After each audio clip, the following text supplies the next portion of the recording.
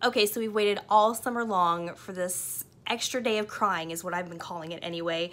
ABC promised us basically a tear fest from their promotion of A Million Little Things. All summer long, these little tidbits like, am I watching This Is Us? What's happening? No, it's ABC, it's a different show. Same concept is what we were led to believe anyway. So I watched it last night and I'm like, wait a minute, this is not what I thought it was gonna be. So I knew it's like, you know, 4 dudes are best friends, they met in an elevator. We saw all that in the previews, all the promos they had all summer long.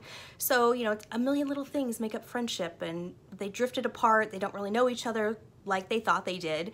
They have life struggles and whatnot. And then the main guy, so, you know, from Office Space, Ron Livingston, jumps off his building, kills himself right there in the first episode. So we knew that was gonna happen anyway, but the whole thing is like, why and how are they gonna change their lives after this now?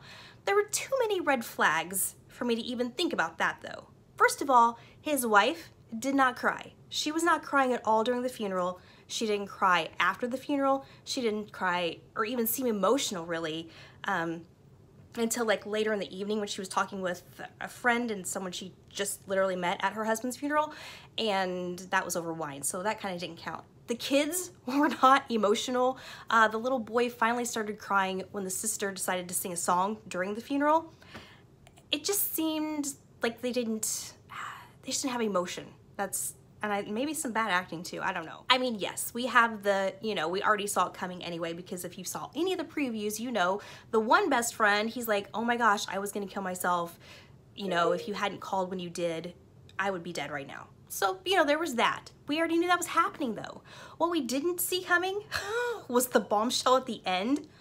Ugh. Okay, so this is definitely a spoiler alert.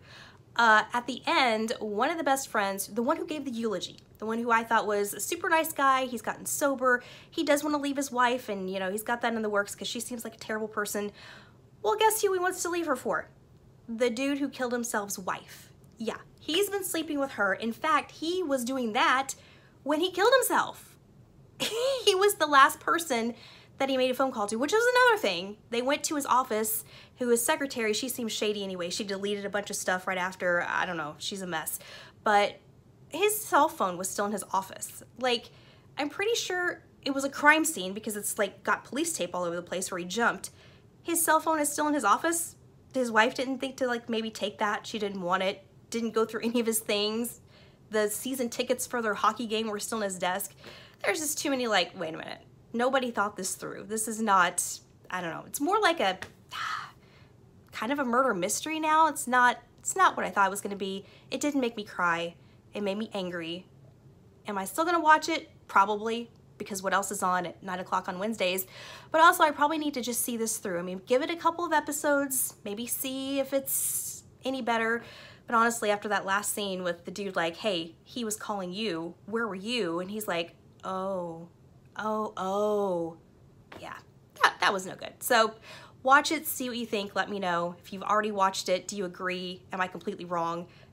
Let me know.